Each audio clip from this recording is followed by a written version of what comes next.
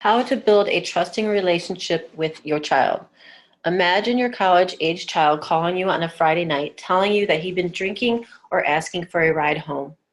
While this may stir up some mixed emotions, the initial feeling would probably be one of pride that was responsible enough to make the call and that you've developed the kind of trusting relationship that you would have him calling upon the situation. Relationships or trusts are like this with our kids, and they don't happen overnight. They take a lifetime to develop and can be shattering in the one big moment of a series of small moments over time. Just about everything we do, one weighs the other on the trust scale. So it's important to be aware of our actions and how they might unwittingly affect this crucial part of the relationship with our child.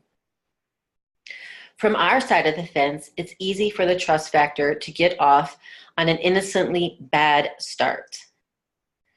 Kids inherently want to please their parents. And when they're young and there's a white lie to avoid, a disapproval in common, are often dismissed as not a big deal. And while you do have to keep this in perspective, it's important to end even the white lies while your child is young and before they develop it into a pattern that can be increasingly more important lies. The most obvious part of a trusting relationship is honesty. Today, we're going to look at 6 more areas that can help you build a relationship of trust with your child from the moment he's born. Number 1, spoil your baby. One of the biggest myths out there is that a baby who becomes spoiled if you show them too much attention. It's on the contrary. Responding to your baby's cry is the first step to building a trusting relationship. When your child is a baby, you are responsible for meeting 100% of their needs. Whether she's hungry, wet, or uncomfortable, in pain, or simply just bored, pick your baby up when they cry. Maybe you've missed the stage and didn't get it perfect. No worries. Just concentrate on meeting your child's needs and helping her to learn to meet her own needs as that becomes age appropriate.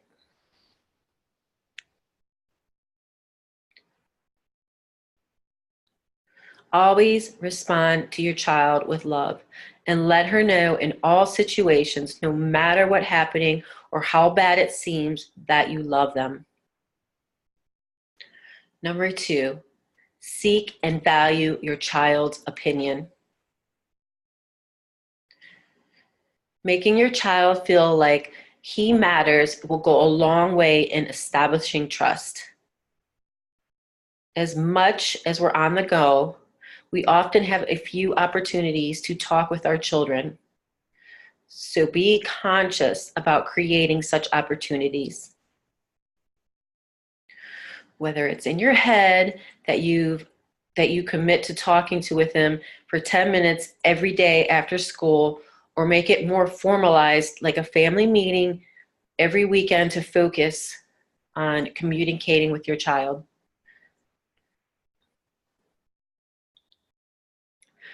Always ask his opinions on things, and even if it can't always go his way, explain why you choose a different route.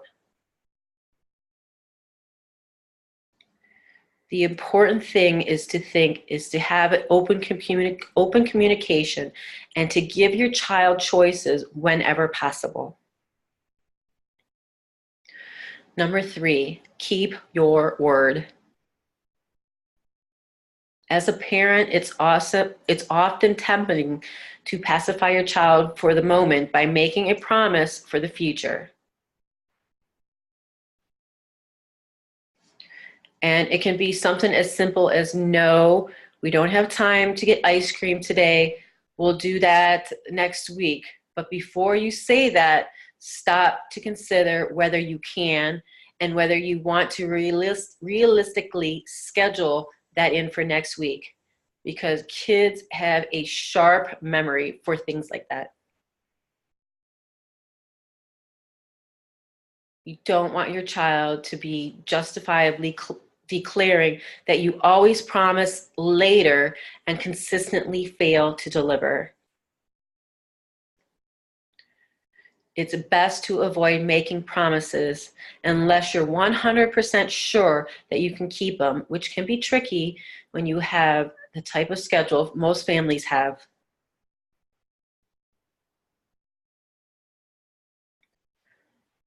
If you need to put something off, be more general about it when you're going to get it. And if you say you're going to do something, then do it. Back to the point about communication. There will be times that you can't do it, despite your best intentions. Take a moment and explain why it didn't work out and commit to making up for it. Number 4, establish consistency and routines. This one is a good compliment to be keeping your word. The more you have routines and consistency in your child's life, the more they will be able to trust what's going to happen throughout the day or in any given situation. Every day doesn't have to look the same, but having a good morning and a good evening routine is very helpful.